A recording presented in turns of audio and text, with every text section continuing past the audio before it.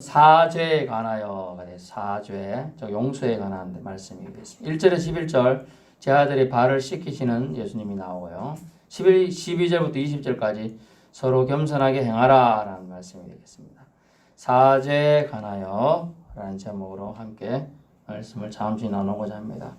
9월의 첫날입니다. 사랑하는 주님과 9월 한 달도 함께하는 행복을 누리시길 바랍니다. 1절 말씀 그리스도의 때라는 말이 나와요. 때가 되게 중요해요. 그리스도의 때. 자기가 세상을 떠나 아버지께로 돌아가실 때가 되었다는 거죠. 물론 역사적으로는 6월절 전이지만은 자기가 세상을 떠나 세상에 오셨어요. 인카네이션이라고 예수님이 인간의 옷을 신이 인간의 옷을 입고 인간의 눈에 보이는 형체를 입고 이 땅에 오셨어요. 그런데 그분이 이제 하나님 아버지께로 다시 돌아가신다라는 거죠. 갈 때가 되었다라는 거죠.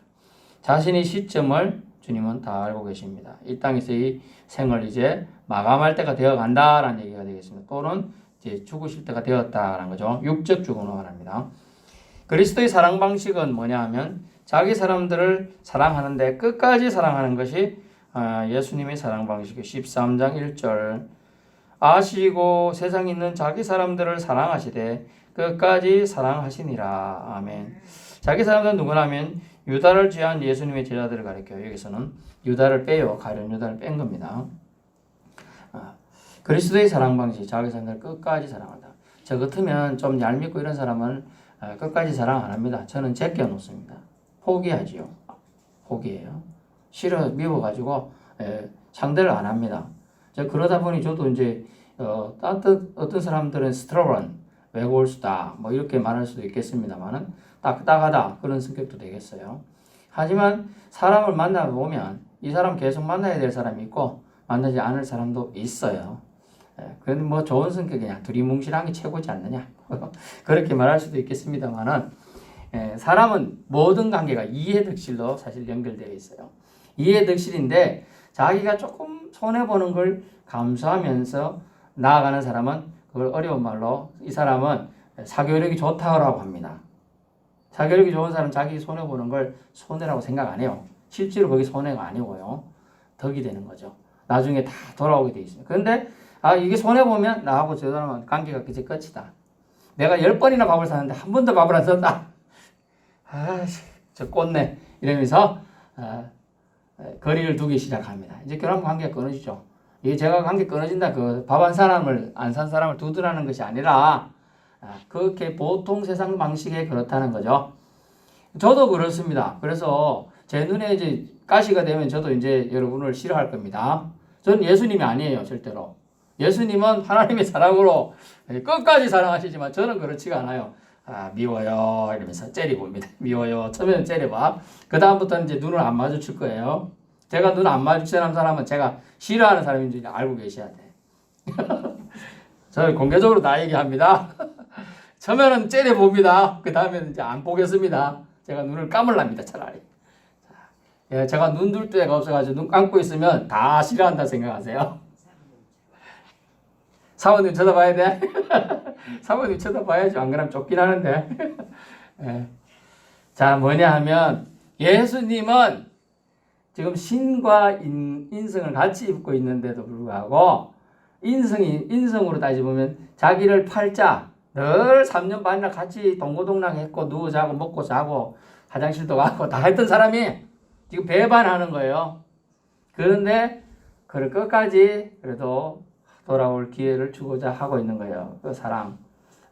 또 심지어 다른 제자들도 12명인데 다른 11제자들도 예수님이 마지막 잡혀가는 순간에 다 도망갔고 심지어 나는 예수를 모른다 라고 강력히 수지자인 베드로도 부인했어요. 그리고 요한복음을 기록한 요한도 따라는 갔지만 무서워서 자기가 입고 있던 옷까지 벗어 던지고 빨가벗고 도망갔어요.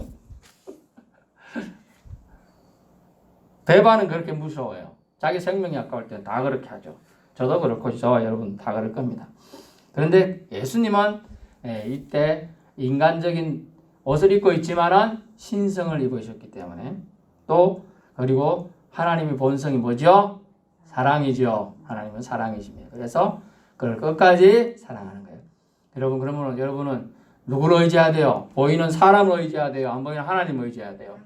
하나님을 의지해야 돼요. 하나님의 사랑은 변하지가 않아요. 사람의 사랑은 이해득실 따지고 밥 한 개 나는 엿가락 이만한 거 줬는데 얘는 콩 한쪽밖에 안 줬다. 그거 따지면 거리가 멀어지고 사이가 나빠지는 거예요. 사람은 그래요. 그렇지만 하나님은 그렇지 않다. 그리고 사람을 의지하지 말고 하나님을 의지하는 저와 여러분 되길 바랍니다. 진실한 사랑은 여러분 변하지가 않아요.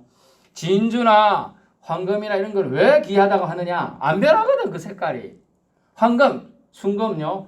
순금 비싸잖아요. 점점 금값이 오르는데 옛날에 뭐 한돈 할 때는 돌잔치 할 때 한돈짜리가 많이 들었습니다. 요즘에는 돌잔치 한다든가 할 때 반돈도 그렇게 해. 반돈. 그리고 그것도 비싸다고 돈 조금 주고 말아요. 더 비싸졌기 때문에.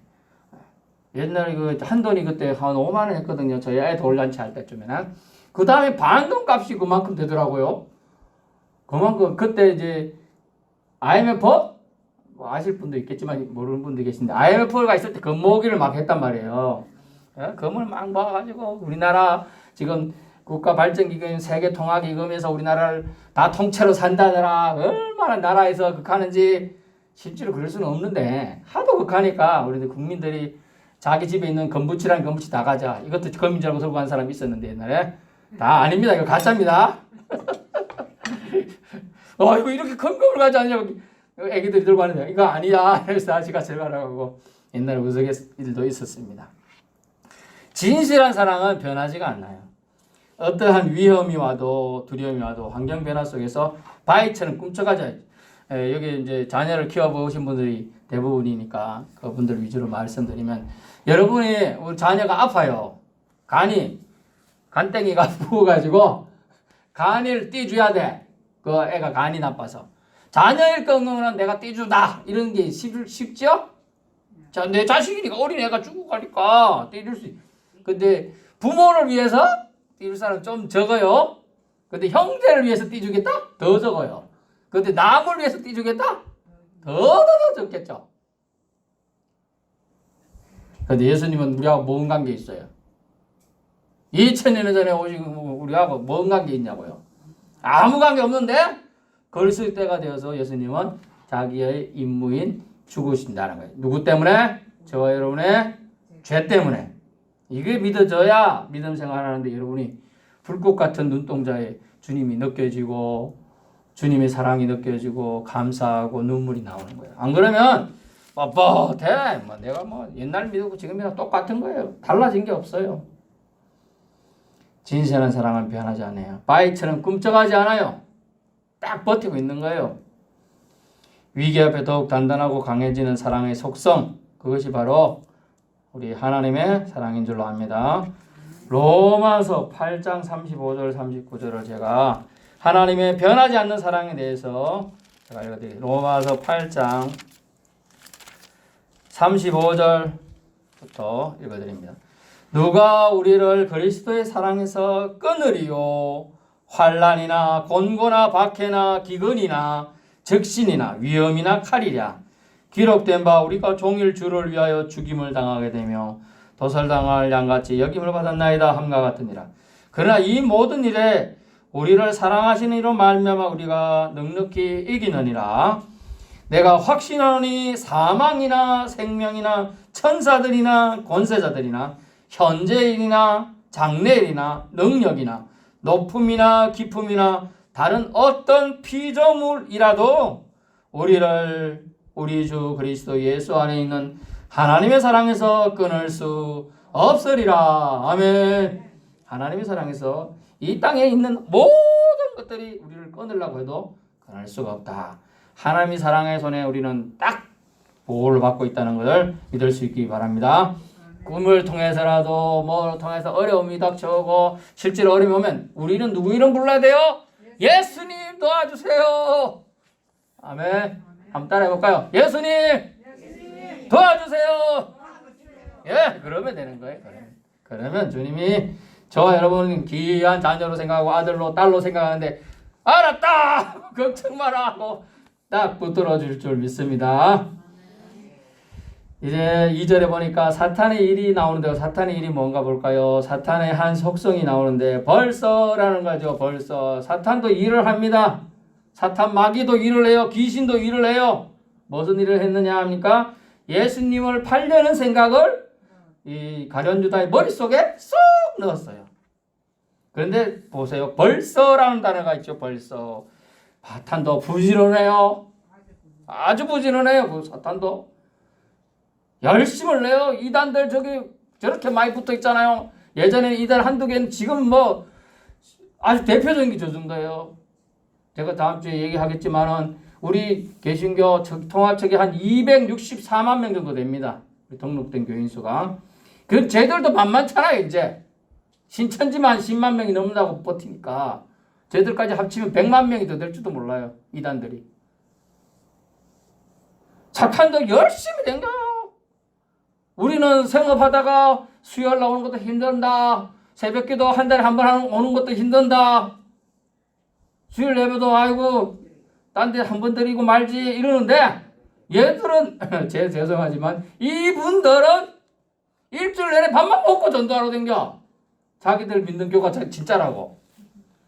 14만 4천 명이 안 들어가면 우리 다 죽는다. 그러면서 사람 공갈해봐. 그 돈이 뭐 필요하노? 우리한테 빨리 교회 다 바쳐라.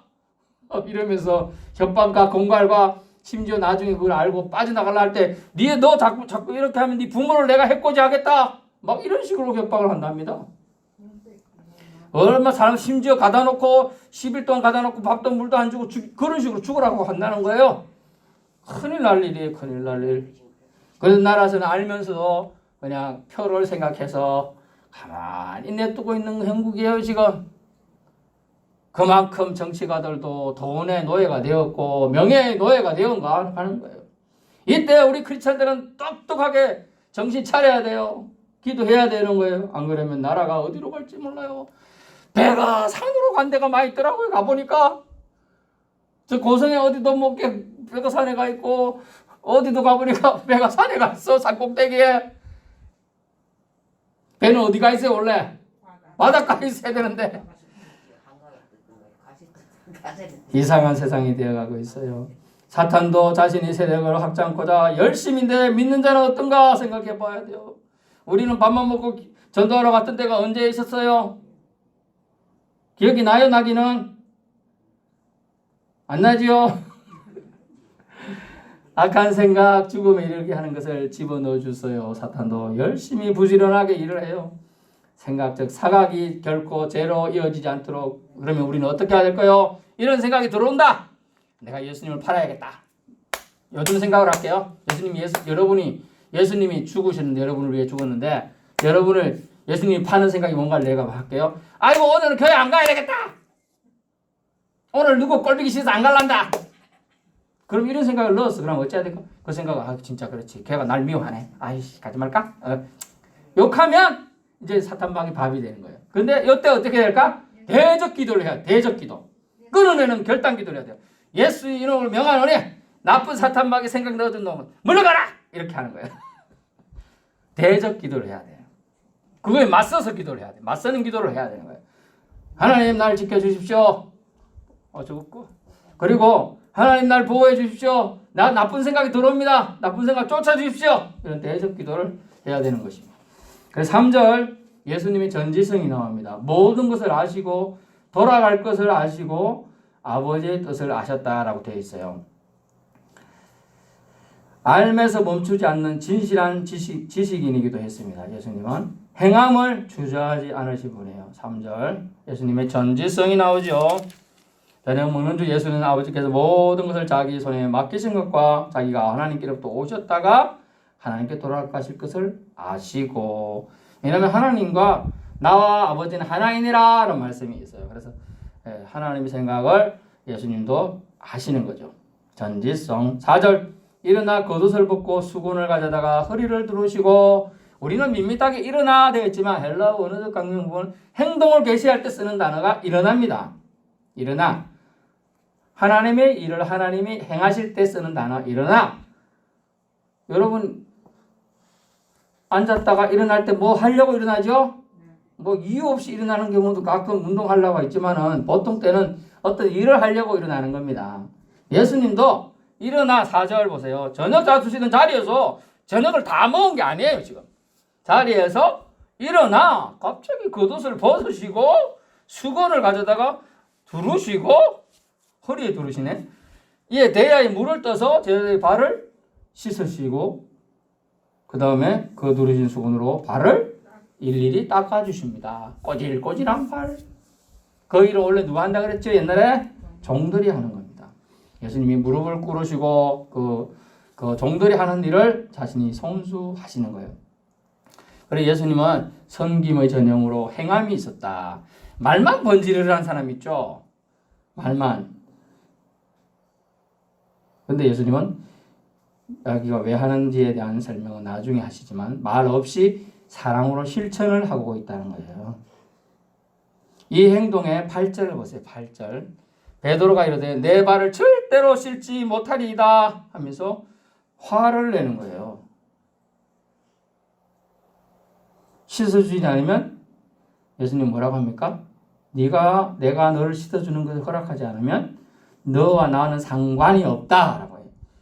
예수님도 단호하죠.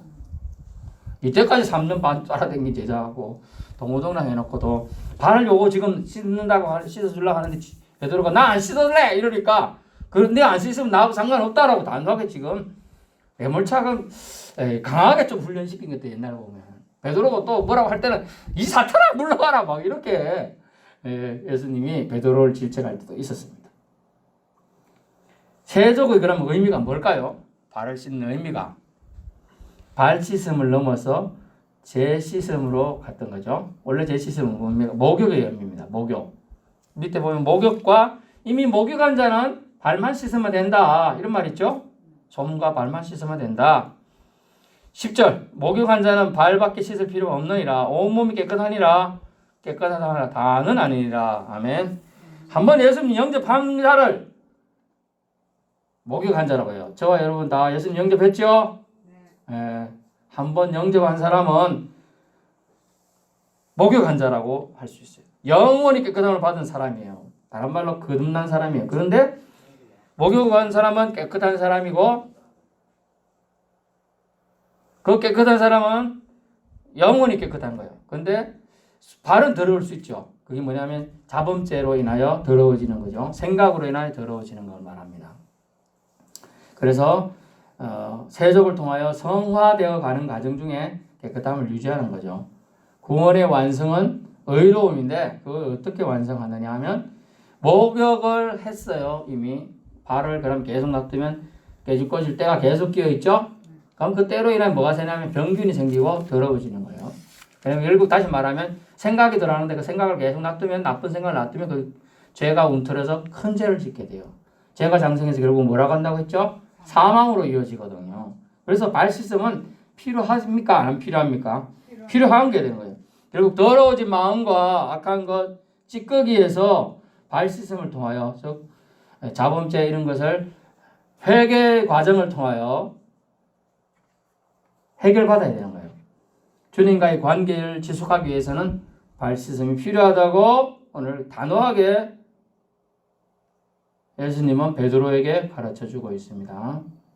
그래서 여러분 피곤하더라도 발 씻고 자야 되겠죠.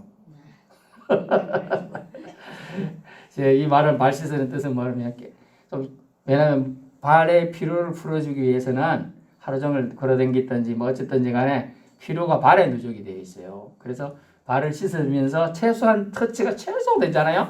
최소는 됩니다. 그러면 아무래도 단잠을 자는 데 도움이 돼요. 귀찮다고 그냥 자면 나중에 다시 또 깨게 돼 있어요. 그러지 말고 피곤하시더라도 가급적 발은 꼭 씻고 주무세요. 14절 15절 보면 내가 주와 선생이 되어 너희 발을 씻겠으니 너희도 서로 발을 씻기는 것이 옳으니라 라고 되어 있어요. 15절 본을 보이신 목적을 말하는데 너희도 이처럼 행하게 하기 위해서다 라고 되어 있어요. 겸손과 사랑의 봉사를 하는 제자가 되라 라고 주님은 말씀합니다. 그래서 다시 잠깐 보면 14절 너희도 서로 발을 씻어주는 것이 옳으니라. 아멘. 예수님이 제자들이 발을 씻긴 것은 예수님은 하나님의 아들이고 구세주니까 이 자범죄나 이런 죄들을 씻어준다는 의미가 이해될 것 같습니다. 그죠? 안 그래요? 예수님은 신이시기도 하니까 선생님이니까 그죠?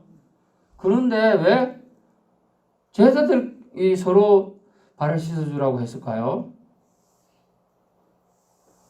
이거 A라는 만약 수제자 베드로는 그래 좀 뛰어나다고 해서 뛰어나니까 좀 덜 뛰어난 다른 제자 빌립이나 도마 이런 사람 해줄 수 있을 것 같아요. 이론적으로. 그러면 빌립이나 도마는 나중에 의심도 했는데 이런 사람이 거꾸로 베드로를 용서할 수 있고 뭐 이렇게 발 씻어 줄 수 있겠느냐?